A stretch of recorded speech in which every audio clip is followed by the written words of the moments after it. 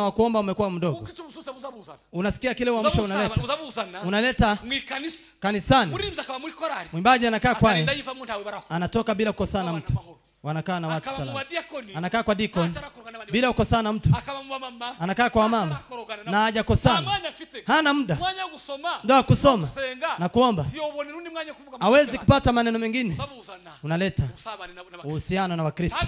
3, unaleta uhusiano na wapagani wa nje. Hili si ishara ya uamsho. Haleluya. Haleluya. Haleluya. Haleluya. Uamsho ni maisha ambayo yamebadilika aliyomkaribia Mungu. Haleluya. Wakati huu na hata wapagani anakaa na wao vizuri. Uamsho ukija, walevi wa nje hawana uhusiano, washerati na wengine, anakaa na watu wote kwa salama. Uamsho unamfanya mtu awe na uhusiano mzuri. Pili, na hata area unaokaa. Kuna wale wamezaa nini? Watoto ni wapi? Ni anajua ndugu yake amefaa. Anatoka hata ngambo kwa nchi. Kwa nini? Baba na mama wamemzaa lakini anafaidi nchi. Swali.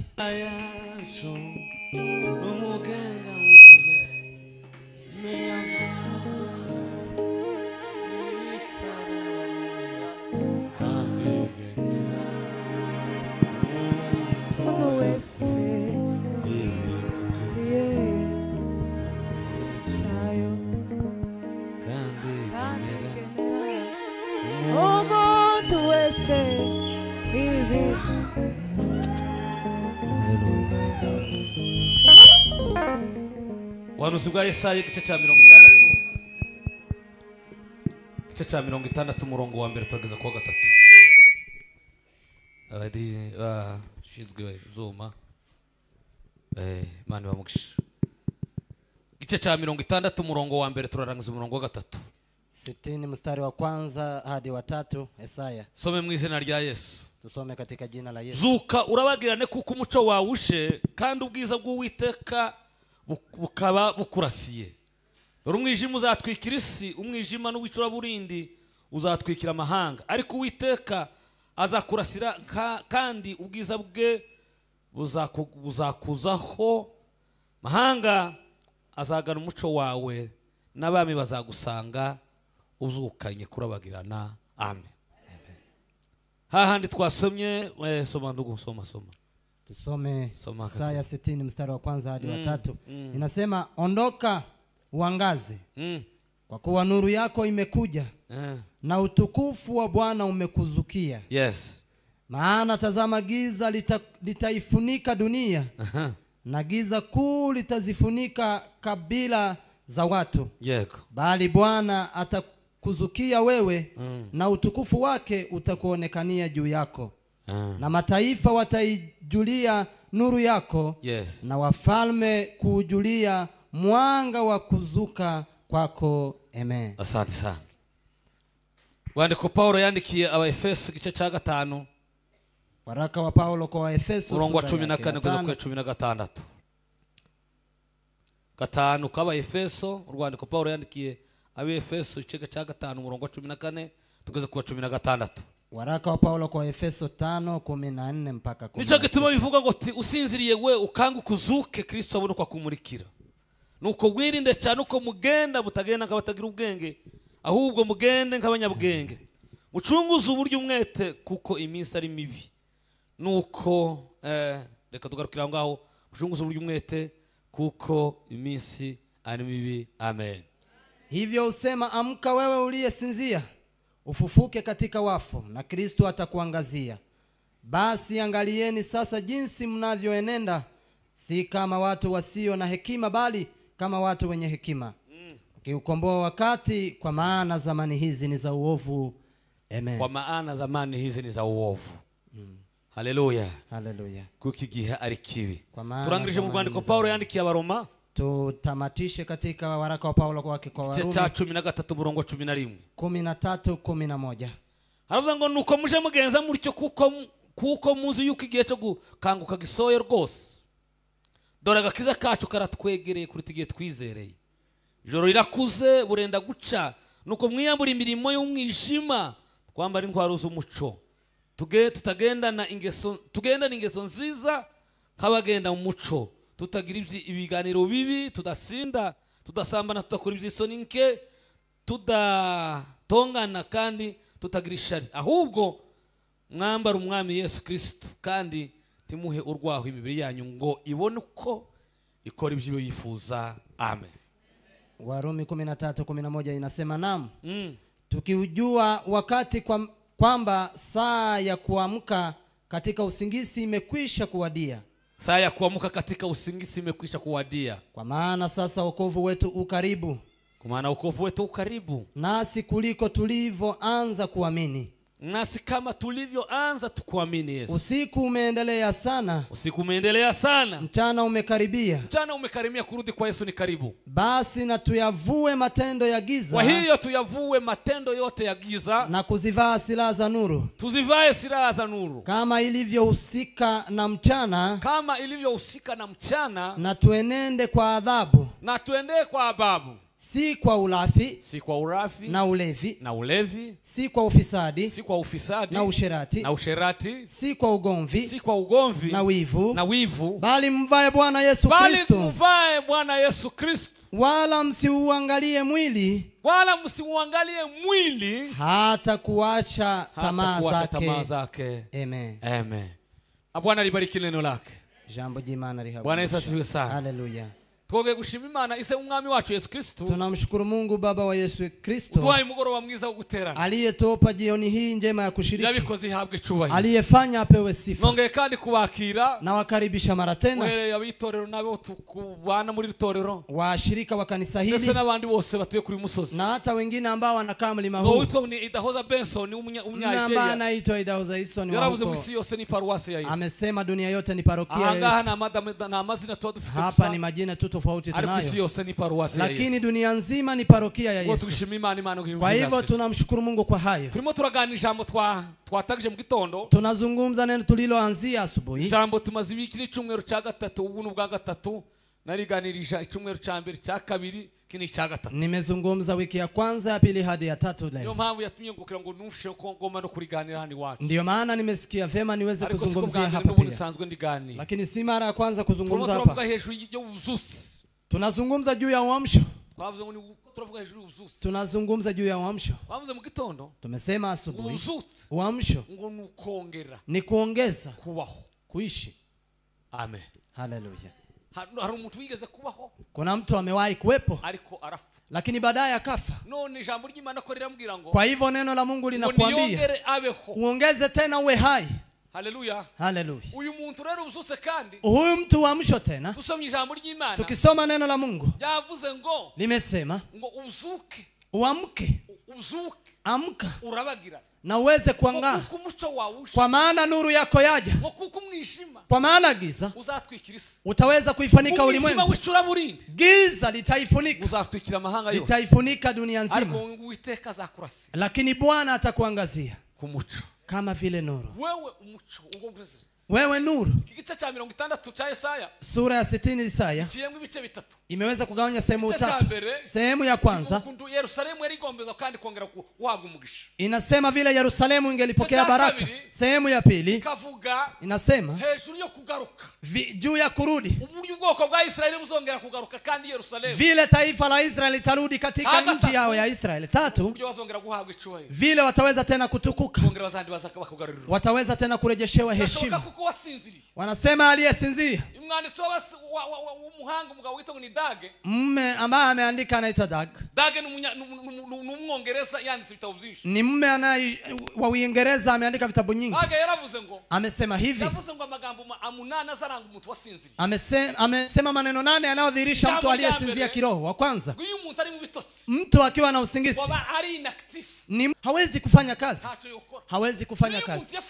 Mtu akiwa amekifa kiroho, mtu akiwa amesinzia kiroho, hawezi kujua amefanya usafi wa kanisa, hawezi kujua wameshiriki, hawezi kujua wakati wa kutoa fungu la 10, hajui wengine wakiwa na maombi.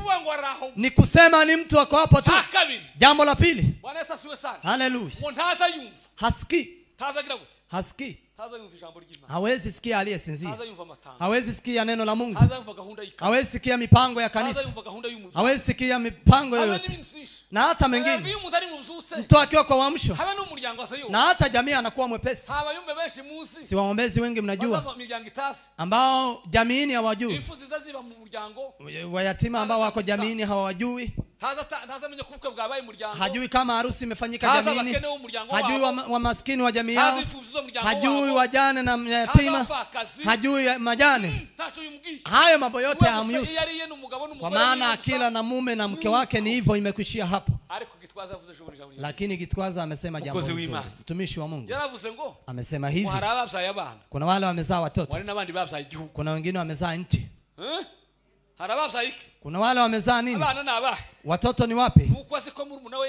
Ni anajua ndugu yake amefaa, anajua mama yake amefaa kwa sawa na babake. Anko zake usimwambie, shangazi ajali, mahali pengine hatajali. Huyo ni mtoto. Lakini mtu aliyezaa nje atajua nje wamekula hata kwao, anatoka hata ngambo kwa nchi. Kwa nini?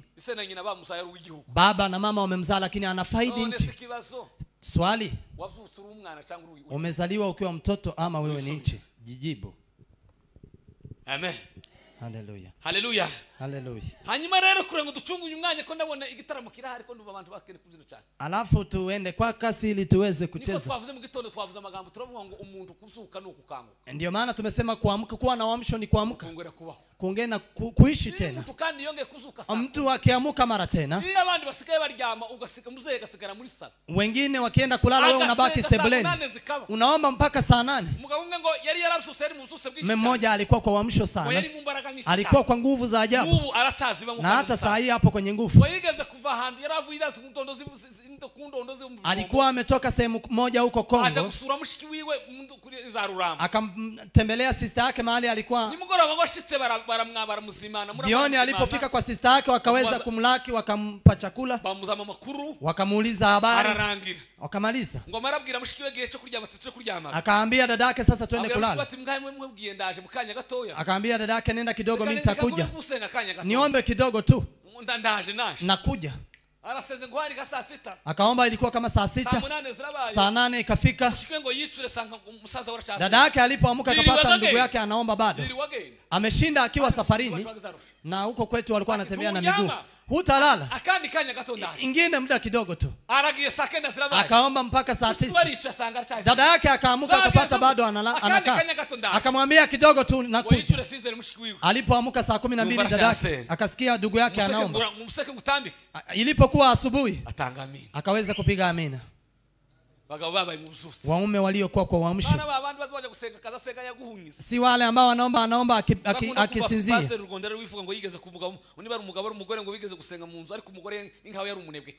Pastor ndiye anasema eti mume na mke wamewahi kuomba nyumbani, lakini mke ni kama alikuwa mzaifu, kuliko aombe waweze kulindwa na Mungu usiku, akasema Mungu awape nyama. Mnamcheka. Ni wengi wako kama hivi. Akitaka kuvumilia kidogo anasema maneno kama mawili na anasinzia. Wanagusa. Je, umekuwaje? Amka tu. Wazaifu. Lakini mtu aliye kwa uamsho akipiga ombi, usingizi wote unaisha. Inafanyaje? Usingizi unaisha. Anasikia ni kama amekuwa kama chemchemi ya maji. Anaambia Mungu, anasema saa inaisha, saa inaisha. Juzi nimeshangaa, nilikuwa nasoma injili kama ya Yohana. Kuna neno Yesu amesema, amewaambia wanafunzi Petro, Yohana, akawaambia mmeshindwa kuwa pamoja nami lisali moja tu. Mume aliyetafsiri neno hilo, nimesoma kwa Biblia zinazotafsiri muda mfupi wa Mkristo wa kuomba, muda mfupi wa Mkristo wa kuomba angalau saa moja tu. Alafu nikafikiria watu wa siku hizi. Mungu aturehemu. Mungu aturehemu. Yes, sasa unaweza kuwa unakosaje kulala ukila nyama usizojua na usipoomba? Hallelujah. Hallelujah. Bwana Yesu asifiwe sana. Amen. Haleluya. Haleluya. Gusenga. Kuomba ni uguhembuka. Ni kuweza kuamka. Gusenga. Kuomba. Gukanguka. Kuamka. Kuwa katika uamsho. Kuwa katika uamsho. Ni kuweza tena kuwa hai. Haya maneno tumeyagusia asubuhi. Haleluya. Haleluya. Twavuze rero. Tumesema sasa. Tuvuga ijambo rya mbere. Tukasema jambo la kwanza. Gusenga niki bivuze? Ni ina maana gani? Tuvuga ngo ibintu bitatu biza kugarura. Tukasema vitu tatu ambazo urejesha. Uamsho. Uzuza niki? Unaleta nini? Vitu vitatu. Vitu tatu. Uzugarura imbaraga z'umwuka. Inarejesha nguvu za kiroho. Kugarura ubucumi butunzi. Inaleta uchumi. Hanyuma ikatwaga. Alafu na inatupanua. Hilo ni jambo la kwanza. Jambo la pili kwa neno hili. Tumesema ni nini mtu hawezi kufanya? Ona mtu asiye na uamsho. Mambo ambayo hawezi kufanya. Hawezi kufanya huduma vizuri. Kwa nini huduma imekushinda? Hakuna kingine. Ni kwa sababu ya udhaifu. Udhaifu ni ajabu. Wenda inamkalia mtu. Sitasema zaidi. Haleluya. Haleluya. Jambo la pili ambalo huwezi ukafanya. Hawezi kuwa na nidhamu.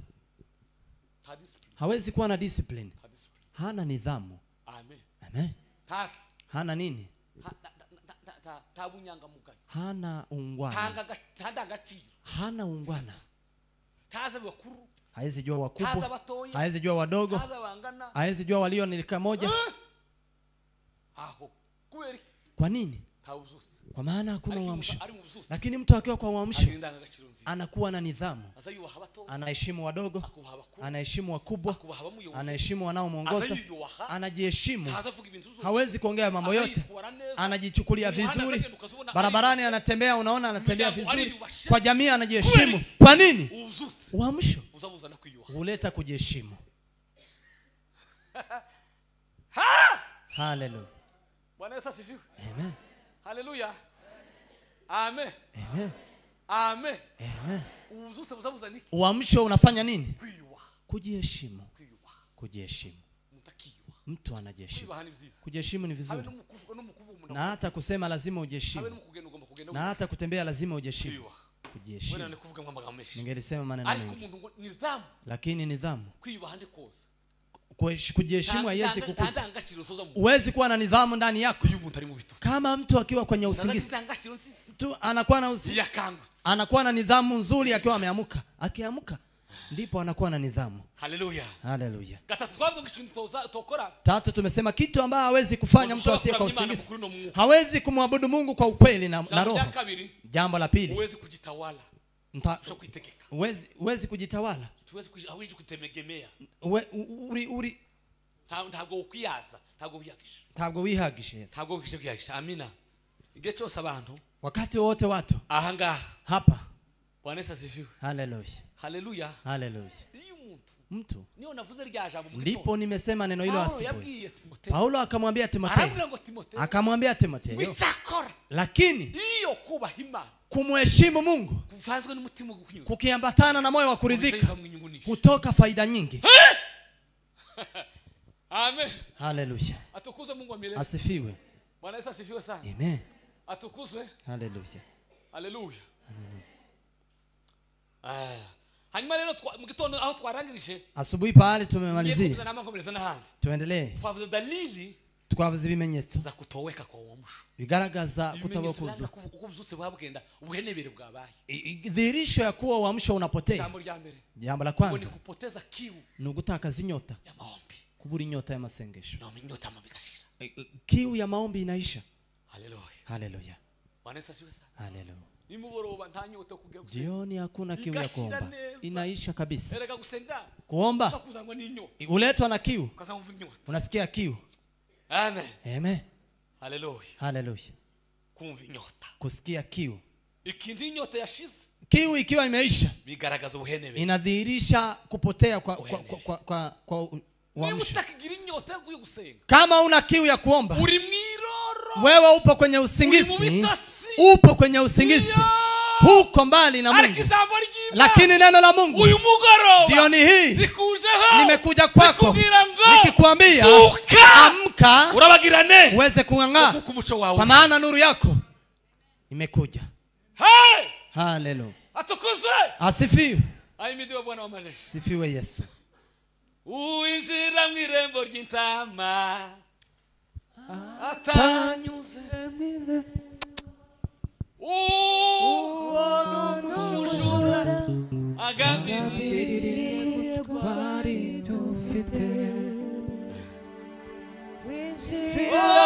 yandiwe meleko umwaza gutwara iby'agaciro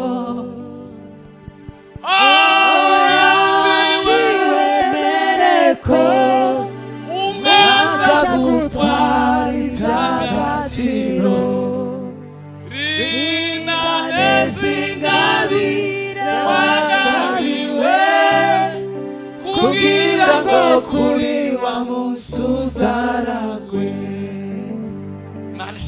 Mungu apewe sifa. Asifiwe Yesu. Asifiwe Mwokozi wa wafalme. Asifiwe Mwokozi aliyesulubishwa. Asifiwe aliyefufuka. Asifiwe aliye mbele za Bwana. Haleluya. Haleluya. Haleluya. Haleluya. umwaza gutwara iby'agaciro. Haleluya. Kupoteza kiu ya maombi, kubura inyota y'amasengesho ni dalili ya kwanza, ni kimenyetso cha mbere kutoweka kwa uamsho, kigaragaza kutabaho kubuzutse. Kama una kiu ya maombi, kama kwenyu hamuombi, ni alama, cho ni kimenyetso ya kupotea, kigaragara kwa uamsho ko ntabuzutse. Kabiri twavuze, pili, dalili ya pili, kimenyetso cha kabiri. Haleluya. Haleluya. Kupoteza hamu, kubura inyota ya ibada, inyota ya materaniro, kutoshiriki. Tumesema asubuhi, kama kuna kitu ambacho kimekosekana ni kiu, kuwa na kiu ya ibada. Mtu anashinda nyumbani hakuna sababu, si mgonjwa, hajaenda kazini, hamna kitu kingine. Nimesema asubuhi, kuja ibadani ukija na moyo mkunjufu huwezi rudi bure. Kuna kitu kidogo utarudi nacho. Haleluya. Haleluya. Bwana Yesu asifiwe sana. Amen. Ngona kurikira kuri YouTube. Nitafuatilia kwa YouTube. Kazabanza kubita. Anaenda huko. Anaangalia habari za huko Kongo, anaangalia habari za UN. Kama UN imefungua, anarudi kwa ibada. Unaona huyo mtu anafuatilia kwa, unaenda kwa UN, unaenda huko na huko. Mambo hayo yote unachanganya. Lakini kama kwa hapa uwezi kuzubaa. Kupoteza hamu, kuburi inyota ya materaniro. Choni kimenyetso cha kabiri kigaragaza kubura kubuzutse. Kama una hamu ya ibada, nenda ukajirudie, kwa maana umeshafika usingizini. Usingizi umekushika. Haleluya. Haleluya. Tatu. Natumai hatujasema. Niko twagarukeho. Hapo twavuze gute gatatu? Tatu tumesemaje? Kufanya kazi kwa uregevu. Ukora umurimo w'Imana ukorana integenke. Ariko w'Imana. Mungu. Amen. Amen. Usane abantu tumukubira ngo dukora umurimo w'Imana. Watu ambao tunaambia fanye kazi ya Mungu. Tutange sadaka. Tutoe sadaka. Hano ko turagura kibanza. Hapa tununua uwanja. Tugura kibanza. Tununue uwanja. Bando kama tangira ngo umuntu abakene. Watu wanaanza sisi ni maskini. Si maskini wengi. Azabona amafaranga yo kuja kudefriza. Anapata pesa ya kwenda kushuka nywele. Azabona amafaranga yo kuja azacho kumuhanda akayabuza kada akandazi. Anapita barabarani anakula mandazi. Nahani na mahali pengine. Ayo amafaranga. Hiyo pesa. Ayo mafaranga Bwana Yesu asifiwe sana. Amen. Yakura nyukazuyateranya ukayateranya. Ukiweza ongezea. Usanga ubo ibintu gukora Imana. Unaweza ukapata kile cha kutumikia. Tuje mu murimo w'Imana. Twende kwa kazi ya Mungu. Tuze gukoropwa na. Twende kufanya usafi kanisani. Sinza mabwira umukobwa wigeze Imana yigeze kumuhemba. Siwanga nawaambia binti ambaye amewahi kulipwa na Mungu. Na Mungu anamlipa mume kwa sababu ya kufanya usafi kanisani. Imana ikamubwira ngo umunsi umwe musanga ngo yageza ko isuku liko. Alikuwa anafanya usafi ya ajabu. Akaza mu kanisa. Anakuja kanisani. Asubuhi na mapema alipokuja. Mungu akamwambia kwa sababu unanitendea wema, nami nitakulipa. Naenda ukupa mume. Lakini hajaokoka. Lakini atakufa kama ameokoka. Tukitumikia Mungu vizuri, Mungu anatulipa. Nitwakora neza izaduhemba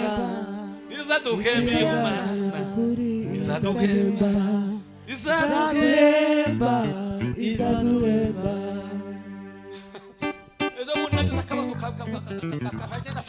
Nimekuwa na tatizo ya finance hapo mbele. Nilikuwa nasikia milango haifunguki. Nikaomba Mungu na kumwambia Mungu, mbona hujui mimi ni mtumishi wako? Mbona mimi ndo natumikia wewe Mungu? Kwa nini huwezi nifanyia hivi? Sumuhemu kandi ntabesha aberaho sicharimwe sumuhemu kandi ntabesha. Watu wanaweza wakakuacha, watu wanaweza wakakusaliti, unaweza ukakusahau, lakini Mungu hata kusahau. Hawezi kukusahau na kukudanganya. Ukimtumikia vizuri, Yesu amesema mtu akinitumikia aje mahali nilipo, na mtu akinitumikia Baba atampa utukufu. Nitaenda mpaka bana bahemukira dese baba bakaba kozisoni wawandu tuwemuka kandi tukozisoni habikuzo mana yacu kukurabikwiriye turavuga ryawe turavuga imbaraga turavuga imirimo iyo twakubonanye. Haleluya, amen. Bwana Yesu asifiwe sana. Haleluya. Ikimenyetso cha gatatu, ishara ya tatu, kigaragaza ko umuntu asinziriye, inadhihirisha mtu amesinzia kiroho, na ujipime kwa neno la Mungu. Anaanza kufanya kazi ya Mungu na ulegevu, atangira gukora umurimo w'Imana n'integenke. Hakuna ibada anakuja akiwa anajisukuma, wakifika kwa sadaka anatoa akiwa anajisukuma. Hajui maskini walio katika kijiji, hajui walio njanja, anafanya kazi ya Mungu, azakora umurimo w'Imana kwa ulegevu n'integenke. Kama unafanya kazi ya Mungu ukisukuma, hakuna tatizo lingine. Tatizo ni moja tu, ni usingizi wa kiroho. Amka, amka, kwa maana nuru yako imekuja. Haleluya, haleluya, haleluya. Kimenyetso chaka, ishara ya 4. Sio tugezese, si hapo tumefika. Haleluya, haleluya. Nimeandaa kwa Kiswahili. Nimesoma kwa kitabu cha Kiswahili. Ishara ya 4, ikimenyetso chaka ni kuingiza roho ya uasi, nukuzana umuka w'ubugo wo kwigomeka tu ya kweli kukuri na kwa watumishi wa Mungu ndetse no kubakozi b'Imana. Esprit de rebellion, ni kuleta roho ya uasi. Mutatangira kuba umuasi, mtu anaanza kuwa muasi. Fulani namchukia, fulani nimpe kwa nini? Namshinda pesa. Hiyo kanisa ni yangu, wameweka mimi ni walishi. Sababu nyingi. Tumkatae president wa kwaya, hajatoka hata kwetu. Si hivyo inakuwa. Hata si ndugu yangu. Tufanyeje? Tumkatae. Matengano yanaanza kukuja, kunaanza kuja uasi. Si hivyo ukua. Unapata wako na vikundi inaanza. Wanasema tumkatae. Wanasema tumkatae. Si hata nyinyi mmekuwa kwa mambo.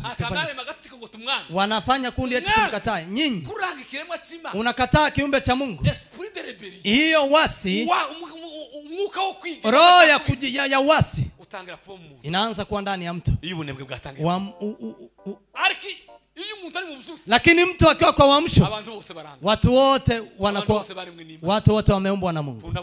Unapenda wote. Neno la Mungu linasema watendee wote wema, lakini sana sana wa nyumba ya Mungu. Tendea wote wema. Haleluya. Mhubiri akaandika, akasema weza kuweka matunda yako, weza kuweka mbegu zako kila pale. Alafu kwa maana ujui majangwa yatakayo kukujia. Usitendee watu vibaya, tendea watu wote. Nimepatana na mwanafunzi wangu ambaye nimemfunza. Nilikuwa safarini, nimeweza kumfunza kwa miaka mingi. Nimeweza kuwa mwalimu wake akiwa kwa class. Tukapatana pale akiwa kiongozi wa ajabu. Yeye akanijua kwa maana nilikuwa natembea jijini, nikasikia wameshiriki. Nikasema nitaendelea kuzunguka hapa, wacha niingie nishiriki, nisikie kama ngapi. Nikaingia kanisani nikashiriki. Nilipotoka nikaona mtu anakimbia nyuma, akanifuruta, akaniita mwalimu. Hata sikumbuki. Sikukumbuka. Akaita mara ya pili. Nikakumbuka sasa nimewahi kuwa mwalimu. Nikageuka nikamwona. Nikaona mtu ambaye amenona, kiongozi ambaye anajiheshimu. Huyu ni nani? Akanikaribia. Huku nijua. Sikukujua kweli. La. Mtu ambaye nimeongoza 208 akiwa kwa class 2. Akasema wewe uone. Akasema sikujua.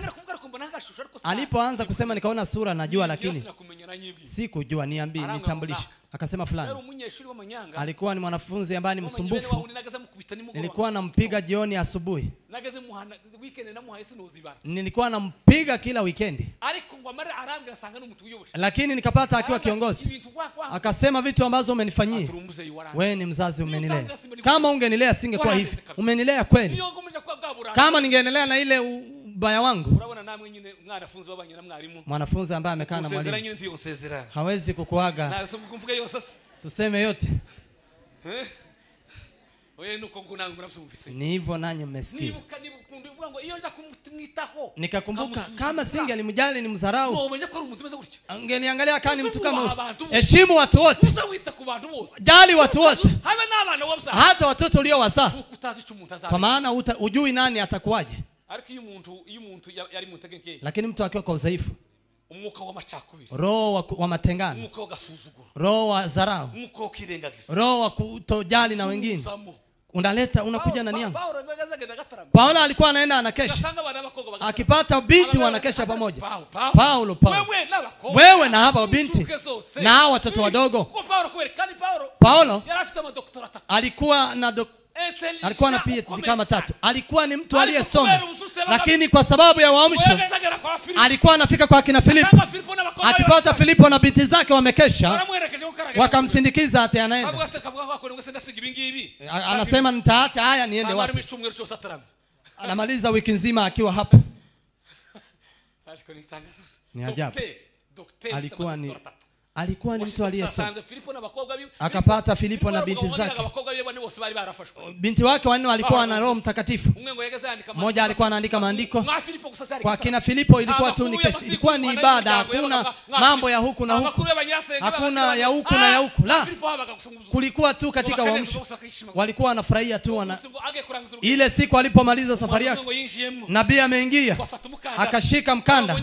Akasema mwenye mkanda ataenda Yerusalemu, lakini atatendewa jeuri. Paulo akasema kuliko hata kutendewa jeuri, hata kifo nipo tayari kufa. Uamsho ukiwa umeisha, roho wa matengano, roho wa kuwa na ubaguzi unakuja ndani yake. Lakini mtu akiwa kwa uamsho, watu wote ni salama. Hallelujah. Hallelujah. Hallelujah. Amen. Lakini unajua mtu akiwa kwa udhaifu, kuna wale anawasalimia na wengine asipowasalimia. Wengine anawapa vidole hapa nyuma, wengine anawakumbatia, wengine anawafanya hivi, wengine anawakumbatia. Lakini mtu akiwa kiroho, watu wote anawakumbatia. Paulo amesema muweze kukumbatiana kiroho, mkumbatiane. Amen. Amen. Hallelujah. Hallelujah. Sizababwira kuntu iyo umuntu kuntiyo ndambwiye bakamubwira ngo umuntu iyo umuntu bambwiye ngo ni mwiza cyane. Mtu akimwambia yeye ni mrembo sana, bakamubwira ngo ni mwiza, anamwambia ni mrembo. Lakini ajiuliza mrembo kwa nani? Kwa nani na kwa nini? Kwa nini? Ngo ninsobe. Eti yeye ni Mungu. Umemwambia ana macho kama ya ng'ombe. Ana nini kiasi? Anaenda akicheka. Eti amemwambia ni mrembo. Je, kwani utaoza? Meno si ataoza. Si huko Langata ndo utaenda. Sote ni habari. Wewe heshimu watu wote. Uamsho. Mtu akiwa kwa uamsho, watu wote anawaheshimu. Anaheshimu watu. Akipatana na watoto anawaheshimu. Akipata na maskini anaheshimu. Akipatana na wale vilema anaheshimu watu. Lakini mtu akiwa kwa usingizi, kuna wale hawezi salimia, kuna wengine anaweza salimia. Unapata yeye amesimama.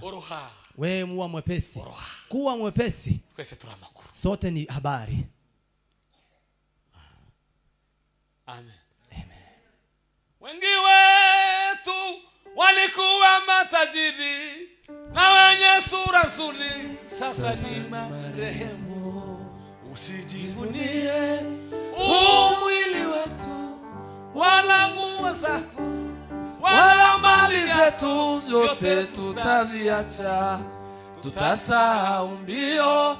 Furaha ya dunia itageuka kuwa machozi machungu. Wengi wetu walikuwa matajiri na wenye sura nzuri, sasa ni marehemu. Unajua vijana waliokufa walikuwa wazuri, warembo wamekufa, wake walikufa tayari kitambo. Unajua waume wazuri waliokufa, unajua wataalamu wa Kifaransa wamekufa. Hakuna kile wamefanya. Ni neema umetendewa. Neema uweze kuizalisha matunda. Usipoteze wokovu wako, chunguza moyo wako, Bwana.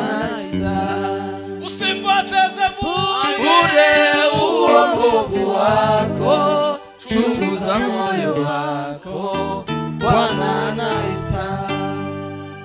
Dunia, dunia, dunia inalemewa dhambi, ndugu achana nayo, usiangamie. Nyamuneka manana tabari torero, uwa watu benshi barasinziriye, amagare yabo ari ku miryango, bategereje umugeni. Komera ushikame kandi wihangane, urugendo rwawe Imana iraruzi, dore marayika azanira imbaraga, ukomere urugendo. Asifiwe Yesu. Haleluya. Haleluya. Kane ishara ya 4. 4 ishara ya 4. Haleluya. Haleluya. Kuanza magomvi, kuanza mambo ya magomvi na dhambi. Tangira ibintu byo z'amacakubiri. Abatanga ibintu by'amacakubiri ndetse n'ibyaha. N'ibyaha. Gomvi na dhambi. Anarudi tena kwa kazi ile za kale. Za kale. Matendo yake ya kale. Amen. Haleluya. Yari yarakishijwe za saba. Alikuwa ameokoka akiwa msherati. Akaacha sasa. Lakini giza ilipomuingia akarudi katika usherati tena. Alikuwa ameokoka. Haleluya. Haleluya. Atazabesh. Asipokuwa muongo. Lakini akaacha uongo. Baadaye tena akaanza kurudi nyuma. Mwandishi msafiri anasema safari 9 za kurudi nyuma. Hatua ya kwanza, mtu anaanza kuacha kazi zake alikuwa anafanya zamani, akaanza kuenda akifanya na kusoma neno la Mungu. Hatua ya pili, anaanza kudharau dhambi ndogo ndogo, kisirisiri, message ile nini, vitu kama hizo. Hiyo ni hatua 9. Haleluya. Haleluya. Kongera gusubira, kurudi tena kwenye dhambi, magomvi, kuzana amacakubiri. Yaraba muri korali nta matanga kibazo kifu. Alikuwa na kwa kwaya hakuna tatizo. wengine wanasema ananyamaza, lakini usingizi ukija naye anaanza kuleta magomvi katika kwani, anaanza maneno, anaongea. Msikuwe mnamgahi, kwa maana ni usingizi umemshika. Kwa maana mtu hawezi kuzozana. Naweza nikazozana kwa tuwe na ugomvi kanisani ili msifanye nini? Tuweze kuwa na ugomvi. Tuwe na ugomvi kivipi? Haiwezekani. Na hata situki. Siwezi sema itakuwa. Hata siku moja hakuna mtu ambaye nitazozana naye. Safari imeshika kwenda mbinguni. Urugendo nalo tangiye kuja mu ijuru. Haleluya. Lakini usingizi ukianza kuja, anaanza magomvi jamini, anaanza ugomvi wapi? Anaanza ugomvi kanisani, anaanza kurudi kwa dhambi alikuwa ameacha, anaanza kurudi kwa utu wa kale. Haleluya.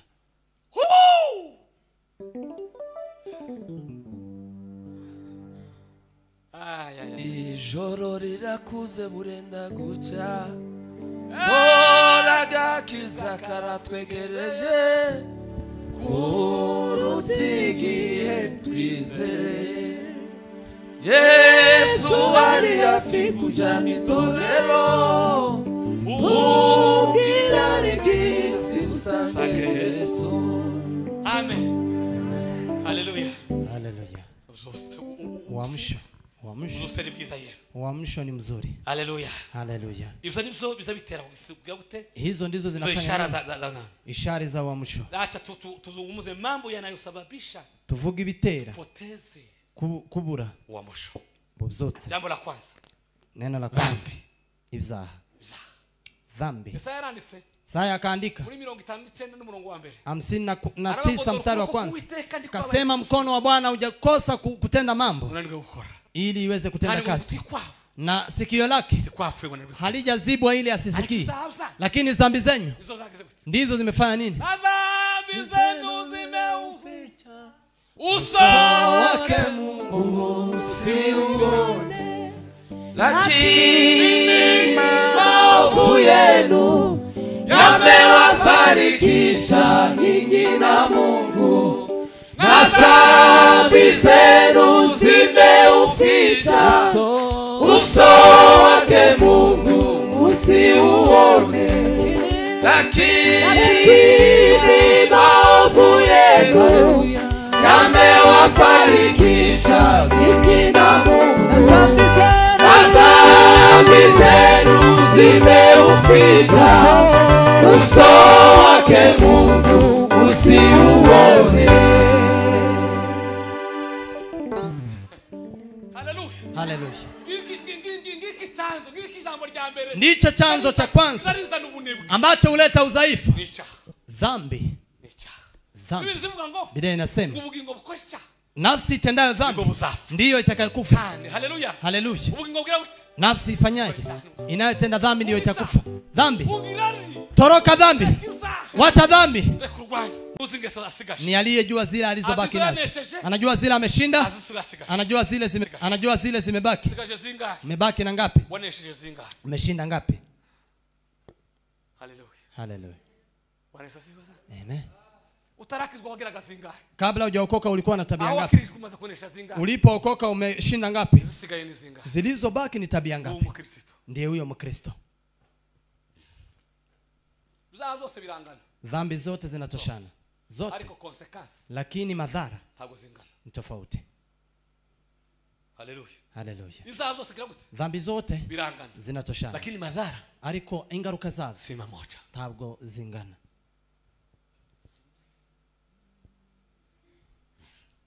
Dhambi zako za kisirisiri ni sumu sana kuliko ukimwi, usipoacha zitakumaliza.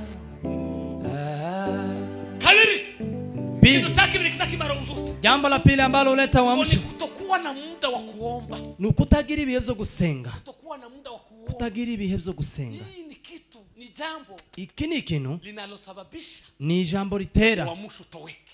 Kubura kububyutse, gutakara kububyutse. kukosa nafasi ya kuomba.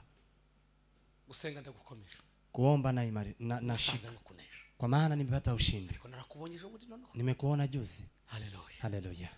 Bwana asifiwe sana. Amen. Nakuonyesha bundi nono. Nimemuona Mungu juzi. Ndavo gusenga. Nikasema kuomba. Ariko ni kwiza ye. Kuomba ni kuzuri. Kabazo kari kabaye. Tatizo ilikuwa imefanyika. Wandugu wakasema si sawa. Ndababwira ngo dufite Imana. Nikawaambia tuna Mungu. Timurambwira ngo ndare nice sinzi. Moyo ukaniambia nisisinzie, nikae.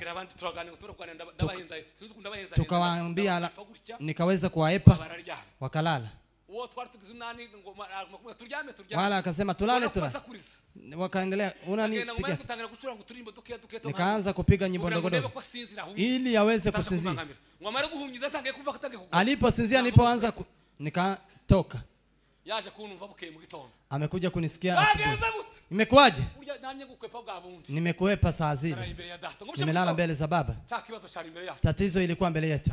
Ikatoka. Acha nikwambie. Watu wana mitindo ya kwenda wakiombewa. Acha nikwambie. Mtu anaweza akakubebea tatizo siku moja na akifanya. Lakini wewe tatizo lako. Hiyo tatizo nilikuwa nayo. Na ninasema kwa kidogo. Ilikuwa ni tatizo kubwa sana. Lakini kwa sababu nimetoa dhabihu ya usingizi, wengine wakasinzia nikalala bila kusinzia.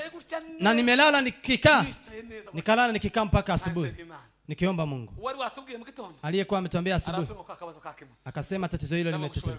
Nikasema utukufu umrudilie Mungu.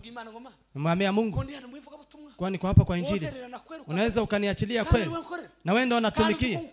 Na ninakutumikia bila moyo. Nitendee wema. Nitendee wema. Mungu. Kwa nini unacheza Mungu wewe? Ukiweza kufunuliwa. Mungu ni mwema.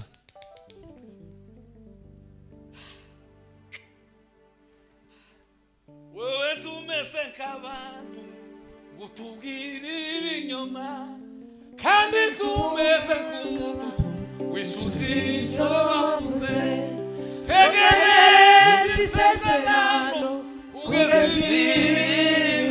mana tumesenka abantu kandi tukora kabo. Hallelujah. Hallelujah. Hallelujah. Ni mwema. Mungu ni mwema. Hallelujah. Ishara inayodhihirisha kuwa kubura ibebza gusenga. Kupoteza kiu ya maombi. Unakosa muda. Unapata muda wa kwenda kuuza protector.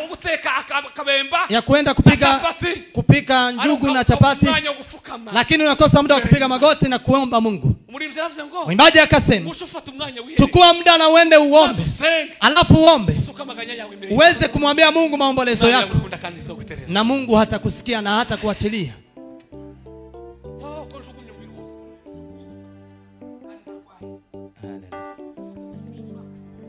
Yendo usenge ongera usenge.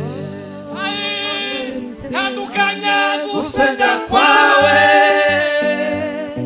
Kuko ariho zagukiriza. Satani kabonishi zitekuga. Vamu bunebwe. Toka katika udhaifu. Toka katika udhaifu. Toka katika usingizi. Karibia Mungu atakukaribia. Na upige shetani naye atakutoroka. Hallelujah. Hallelujah, hallelujah. Mpinge ibilisi naye atatoroka. Karibia Mungu atakukaribia. Nampenda wanaonipenda. Na wanaonitafuta na bidii watanipata. Mungu apewe sifa. Okay. Nimesikia kweli nimeingia. Hata Yesu aniite saa hii. Deni imeisha. Kweli.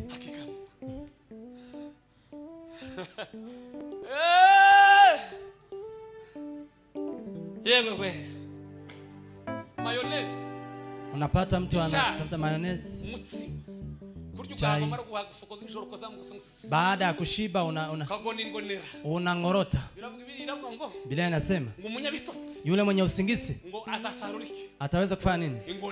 Ataweza kuvuna kungorota. Lakini kuomba kwa mtakatifu kuna faida. Akiomba na bidii ina faida. Akiomba na bidii ina faida. Maombi yanafungua mbingu. Amasengesha zafungura ijuru. Amasengesha zafungura inzira. Maombi mfanya mtu shujaa. Anamuimarisha. Anamuimarisha. Anamfanya shujaa. Anamfanya shujaa. Maombi. Masengesho. Ishara ya pili. Ikimenyetso cha kabili. Kinacho toesha uamsho. Ambayo inatosha uamsho virus. Ugonjwa wa pili unaomaliza uamsho ni kukosa muda wa kuomba. Kuwa busy 24 hours. Masaa 24 unakuwa busy. Unakosa muda wa kuongea na Mungu. Unakosa muda wa kupiga magoti mbele za Mungu. Unakosa kweli. Utoesha uamsho. Amen. Amen. Haleluya. Haleluya. Tatu. Chaga tatu. Kutakusoma neno la Mungu. Kudasoma jambo ry'Imana. Biblia wacha niache. Biblia we. Izayumva. Inasikia. Biblia inasikia. Soma Biblia usenge cyane kandi ushikame. Reka uhemuka amasezerano ari mu nzira. Soma Biblia usenge cyane kandi ushikame. Reka guhemuka amasezerano ari mu nzira. Haleluya. Biblia we. Biblia. Gitabo nkunda cyuzuye amateka y'ukuri we. Hakurya yarwo ruzi iwacu niho nzicara nkaruhuka. Sabandi mugenga w'ibihe mpagaze mu bihe bitazashira. Tuzabana na jambo bazatuja. Tuvugira ijambo imbere ya jambo. Savugira ijambo ryinshi. Asema maneno mengi. Sinomenye ibitabo maze gusoma. Siwezi jua vitabu ambavyo nimesoma. Sinzi umubare wao. Sijui hesabu zake. Sijui. Kandi niyo makosa zanishinja. Na hiyo ndiyo makosa wangu anajihukumu. Sasa nibuka kusoma muri sekondari. Kila nakumbuka katika sekondari. Nigeze kusoma Roma 40. Nimewahi kusoma vitabu kama 40 katika sekondari. Ariko uzali yamaze kusoma. Lakini sino bibara. Siwezi hesabu vitabu. Ubuzima bwaje no kusoma. Maisha yangu ni kusoma. Usiku, jioni, mchana. Kwa simu kila pahali. Lakini hakuna kitabu kitamu kama Biblia. Hakuna. Nimesoma vitabu za wataalamu, za watu ambao wamesoma, za watu wa historia, za watu ambao ni teknolojia za ajabu. Lakini hakuna kitabu cha ajabu kama Biblia. Ndio maana neno la Mungu linasema, kasema Zaburi, nimeliweka neno lako katika moyo wangu ili nisikutendee kosa. Usome Biblia kama karatasi. Biblia ni uzima. Biblia ni uzima. Mimi nageuka mpya. Kasema ni ile ninayo ama nyingine mpya. Hiyo ni ukweli. Lakini Biblia. Kuliko kushinda bila kusoma Biblia. Naweza kushinda bila kukula. Ukweli. Naweza kushinda bila kukula. Lakini siwezi. Biblia imeweza kunichonga. Ikaweza kuchonga akili yangu, ikachonga moyo wangu, ikauchonga vizuri. Siniwaambia vile nilikuwa mtu mzizani. Hakuna mtu ambaye nilikuwa naogopa. Nilikuwa napenda kupigana. Lakini Biblia ilipoingia vizuri, hasira ikaisha, kuzozana kukaisha. Umenitengeneza vizuri Biblia. Umenifanya na kusikia nikiwa na nguvu kuliko hata special force. Hiyo ni ukweli. Lakini wewe unamaliza wiki, mwezi bila kusoma Biblia. Wewe na kurehemu kweli. Hujui siri ya Biblia. Ina wake wazuri, ina waume wazuri. mke wangu tumewana, bado tuna watoto na wajukuu. Kama singe Biblia tungelikuwa tumebomoa tena, kwa sababu ya uzozano nilikuwa nao. Hungenivumilia kweli, lakini kwa sababu ya Biblia.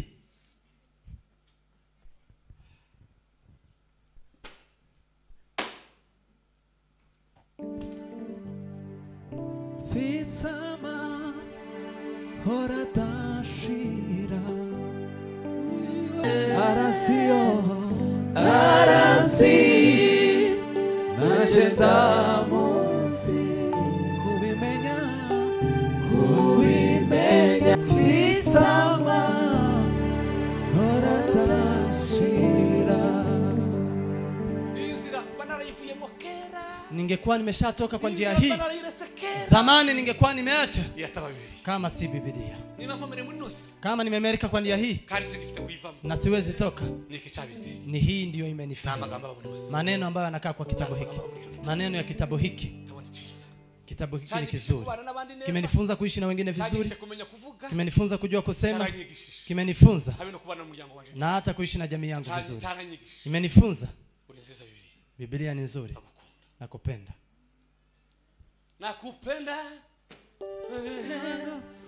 Ukiwa upande wangu yote ni haleluya. Uwe na juhudi. Toka kwa udhaifu wa kutosoma Biblia. Biblia iwe maisha. Wake wako hapa, itawajengea boma. Waume mko hapa, itawajengea boma. Hii Biblia itawalelea watoto. Tafanya watoto wako wasiende vibaya. Tafanya watoto wako wasiwe malaya. Tafanya watoto wako wasiwe. Biblia ni maisha. Haleluya. Haleluya. Haleluya. Haleluya. Nijoro noneho sisi kunjwera ingise. Usiku sijui imenifanyaje. Sisi kunjwera narushe mugira amahirwe bampa bishop Imana ikumugisha ambuzana abantu baduhaye ka Biblia ka audio. Wakaniunganisha na watu ambao wametupa Biblia ya audio. Zakafungura kabakuru kundani yaje. Nikishindwa kusoma naweka nategera nafuatilia arwanga sinzi mpaka na sisi. Kishura ngasanga kakaikavuga. Napata imana muri Matayo. Kama nimeweka katika Matayo. Napata imefika katika Luka. Nasinzia mpaka asubuhi. None no bakurea Biblia kabaho. Naweza kuishi mbali na Biblia niishi. Mungu akiona kiu ya Biblia imeisha, aniite, kwa sababu unasikia Mungu ukisikia kiu ya kuweza kusoma Biblia uniite niende, kwa maana sitakuwa nimebakisha chochote.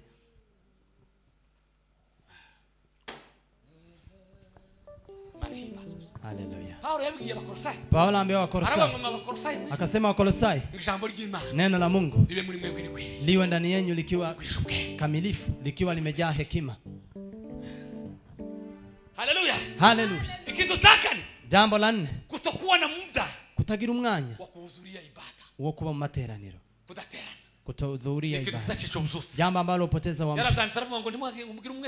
Amesema iweni na juhudi ya kushiriki, msisahau kushiriki na muendelee neno hilo lipo katika Waebrania 10:25.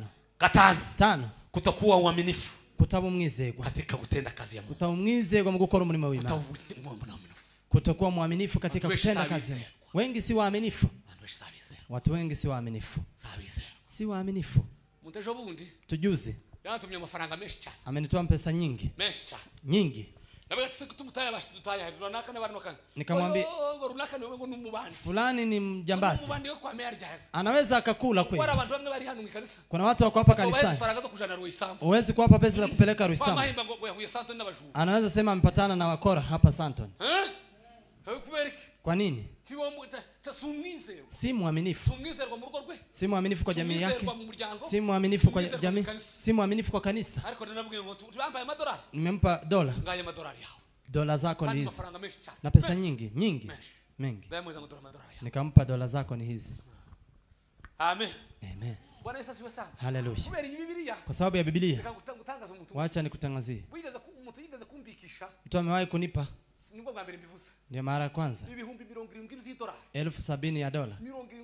$70,000. Ningelimpa kidogo kidogo. Ikaisha yote. Yote. Bila hata $1. Lakini mimi Mexico ngaje na ningelitoroka nipite Mexico. Si ni hivyo? Lakini kwa sababu ya Biblia imeniambia uwe mwaminifu. 70,000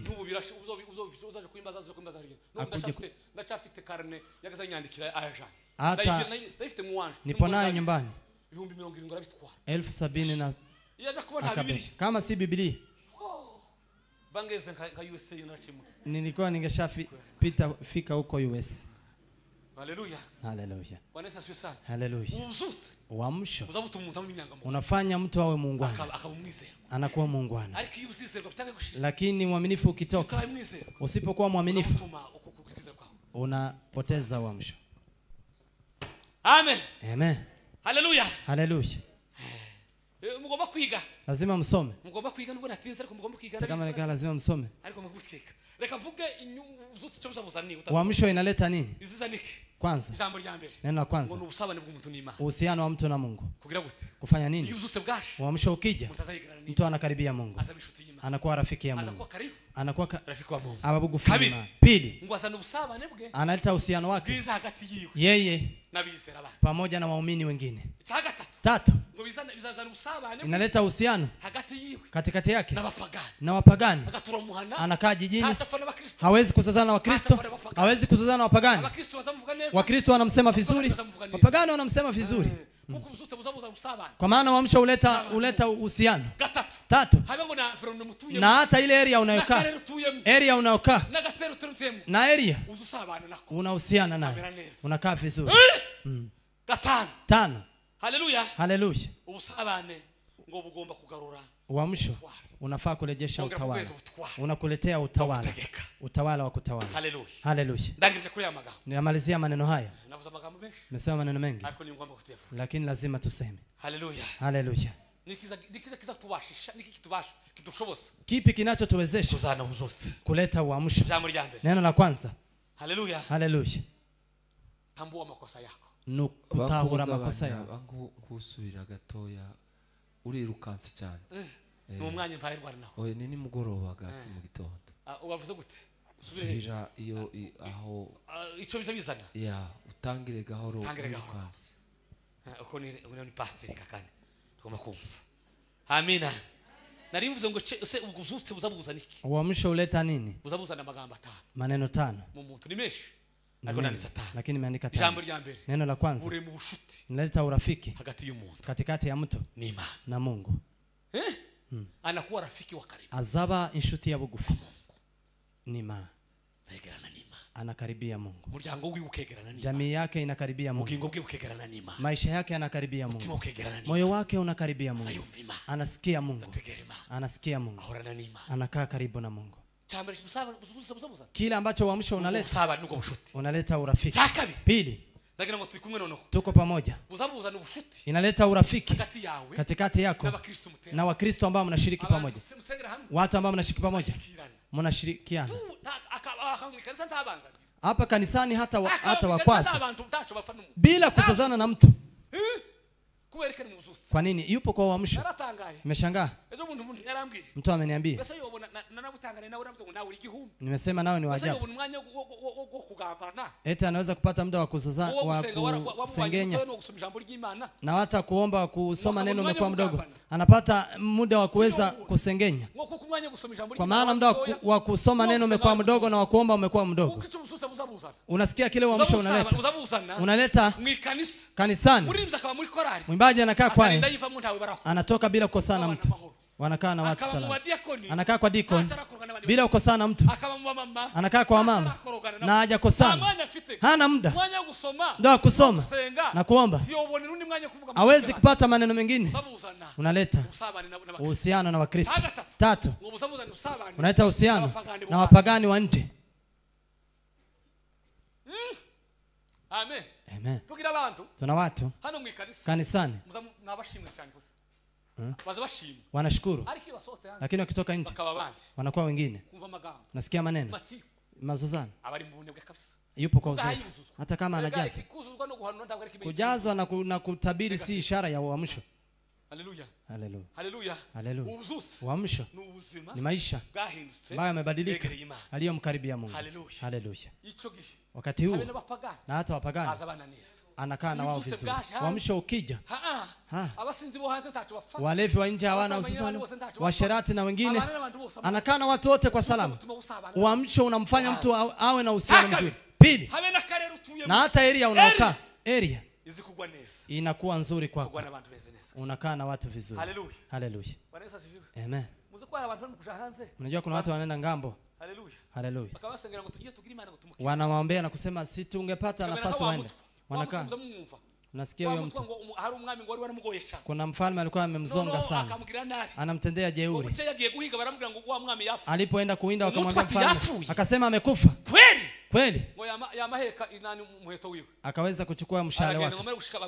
Akaenda akamwonyesha maiti. Ni hapa. Akaleta jiwe kubwa. Waacha niweke jiwe usifufuke kwa maana umekuwa umenisumbua. Nenda kabisa. Kuna wengine wako hivi. Ni watu ambao wanaleta msongo.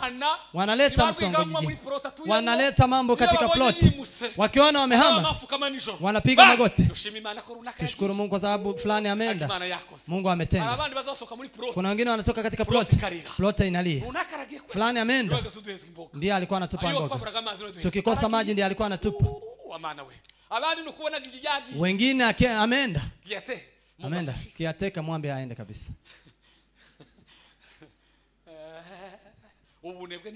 Udhaifu ni mbaya. Hakuna yule ambaye yuko kwa uamsho hawezi kukaa na watu wote. Amen. Amen. Haleluya. Haleluya. Bwana Yesu asifiwe sana. Amen. Gatanu garero. Tano. Sio tukaze mwaniseno no. No icho musabugarura. Ile inaleta. Ugarura umuntu utwara. Inarejeshia mtu utawala. Azagira authority. Anakuwa na utawala. Imwa favor. Anampa favor. Kibali. Haleluya. Haleluya. Kana kaza kama kagenda waza kuura na bantu akaza bagahunga. Mtoto mdogo wanamtoroka watu wadogo. Akisema jambo unafikiri kadogo. Yule ambaye hajasoma ametoka. Lakini kwa sababu Mungu amempa neno. Jambo. Sikoza rimba. Sasa uko na hawisha. Sikoza rimba kucho. Sijui vile anaimba hivyo. Kuko nemewe na nyirija. Ngai mama wewe. Umutima wanje wawushusha amashimwe, akanwa kanje nakukuzuza indirimbo, aho zari bigoye waratabaye, warakoze mwami. Ijambo ry'inani ry'ubuzuzi. Nilipokuwa nikisoma uamsho nimeshangaa. Amesema mwandishi mtu akiwa kwa uamsho amefika kwa nguvu za kutawala. Haombi, anaamuru. Ugonjwa anaamuru, nyakati anaamuru, umaskini anaamuru, kwa sababu yupo pamoja na yule mwenye nyakati. Sasa mmeandika. Hanyuma tugende kuri point ya nyuma turangize. Twende kwa ya mwisho tumalize. Niki rero niki kiza kidufasha kugarura ubuzuzi. Nini ambaye inatusaidia kuleta uamsho? Nihuta nao nihute kugira ngo mvuge ibyantu. Ili tumalizie. Haleluya. Haleluya. Jambo rya mbere. Neno la kwanza ni kutambua makosa yako. Ni kutahura makosa yako. Kujua udhaifu wako. Rike warene yaravuze ngo. Rike warene akasema. Intambwe zirindwi zasana zigaru ubusabane. Hatua 7 ambazo huleta uhusiano. Hatua 7 ambazo huleta uhusiano. Mtu mkiwa mmekosana. Kuna hatua 7 ambazo unafaa kupiga. Ya kwanza, unafaa kujua jukumu lako. Je, jukumu langu ni ipi? Kuna watu wanaona makosa. Lakini jambo la kwanza ambalo linamsaidia mtu kuja kwa uamsho ni kufikiria kuja kwa uamsho. Ni kufikiria makosa aliyofanya. Udhaifu nimefanya ili uamshwe ni dhambi. Ni dhambi. Ni kutoomba. Kusoma dhambi. Ni kutoomba. Kusoma neno. Kuishi na wengine neno. Kuishi na wengine vibaya. Makosa yangu ni yapi? Baada ya kujua unatubu. Baada ya kutubu urejesho unakuja. Ugomba mzutse buraza. Nakufanya nini? Uamsho unakuja. Nini umefanya? Nini? Haleluya. Bwana Yesu asifiwe sana. Amen. Ngo ni kuwa na shahuku. Kugira inyota. Kugira inyota. N'inzara. Hata na njaa. Yuzutse. Kugira inyota. N'inzara. Hata na njaa. Yuzutse. Ya uamsho. Kugira inyota. Kuwa na shauku. kutamani, kubisaka, utafuta, kumva mutima wako, ukasikia moyo wako unahitaji uamsho. tutabeshe, Lakini sipo kudanganya, tunahitaji uamsho. Kweli tunahitaji, si tunahitaji uamsho. Lakini Mungu akatoa pia, akatuambia iko karibu kuja. Tunajiandaa. Haleluya. Haleluya. Nasi hatutakosa. Tunajiandaa. Lakini ametuambia sharti 3 ambayo unajiandaa. Lakini ametuambia sharti 3 ambayo wale watapewa. Ya kwanza, mtu ambaye anakaa kwa jiwe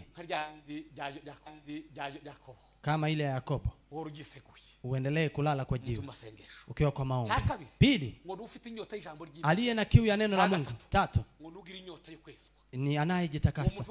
Mtu ambaye na mambo haya, uamsho ukija hatakosa. Hatakosa. Haleluya. Tambua makosa yako. Ugomba kutahura makosa yako. Kwiyemeza makosa. Kugira inyota. Kuwa na kiu yuzutse ya uamsho. 3, kwiyemeza makosa. Kugira inyota. Kuwa na kiu yuzutse ya uamsho. 3, kuwa neno la Mungu. kutii neno la Mungu. Kutii neno la Mungu. Yubasha ijambo ry'Imana. Ukitii neno uzutse buraza. uamsho uja. 4, uwe ugomba, ubane n'Imana, ukae na Mungu igihe cyose, wakati wote. nawe naye mu gitondo, nimesema asubuhi, ubane naye mu gitondo, ukae naye asubuhi, mugoroba, jioni. 5, omba bila kukoma. Usenge udachogora. Narudia. Tambua makosa yako. Ugomba kutaura amakosa yako. Fanya toba ya kweli mbele za Mungu. Ugomba kwihana byukuri imbere y'Imana. Jambo la kwanza. Jambo rya mbere. Jambo la pili. Jambo rya kabiri. Uwe na chauku. Ugomba kugira inzara na kiu n'inyota ya urejesho y'ubuzutse. 3, litii neno la Mungu. Ugomba kubaha ijambo ry'Imana. 4, kuwa karibu na Mungu kila wakati. Kuba hafi n'Imana buri gihe. 5, omba bila kukoma. Kusenga udachogora. Biblia yavuze gute? Biblia imesemaje? Yavuze ngo, imesema hivi, uzuke, amuka, urabakirane, uweze kung'aa, kugira ngo umuco wako, ili nuru yako inakuja. Ndio maana gituma bivuga ngo, nasema ndio maana inasema uliyesinzia amuka, uzuke, uamuke, Kristo akuangazie. Ni wakati wa kuamuka, wakati wa kuwa macho. Wokovu umetukujia kuliko vile tumeona, kwa maana nyakati ni mbaya, nyakati ni mbovu, nyakati mbovu. Uasherati upo. Si mnajua homosexuality ipo hapa, ipo hapa, ipo imejaa hapa. Uasherati ipo na kiwango cha ajabu hapa. Kuesha n'inzangano, kudanganya na mafitina katika jiji hili imejaa, ni mengi. Hayo iwezi fanya uamsho. Siku ni mbaya, siku mbovu, nyakati mbaya hapa. abakobwa ko baramurumuke, binti wanavuta bangi hapa, abahungu n'abasinzi 24, vijana ni walevi 24 hapa, abagabo bataye ingo, waume wamepotea jamii kwa sababu ya ulevi. Si mnajua? Si mnajua? Haleluya, haleluya. Hapa matatizo mengi, lakini nani atapona? Mtu mmoja tu ambaye atakuwa katika nyakati za uamsho. Katika uamsho, tafuta uamsho, tafuta kwa kuomba, tafuta kuheshimu neno, na unastahili, nawe inastahili jamii yako, nawe. Lakini kuna jukumu la Mungu, kuna jukumu lako. Jukumu ya Mungu amepeana Yesu. Jukumu lako ni kuwa na bidii na kuwa na kiu ya kuweza kuomba, ili wakati wa kurejeshewa iweze kukuja. Mwandishi akasema, tubu mgeuke, ili siku za urejesho zipate vile za wakujia kutoka kwa Mungu. Tubu, ugeuke, tubu na murejee, ili siku za urejesho zipate vile zitakuja kutoka kwa mfalme Mungu. Pokeeni neno la Mungu.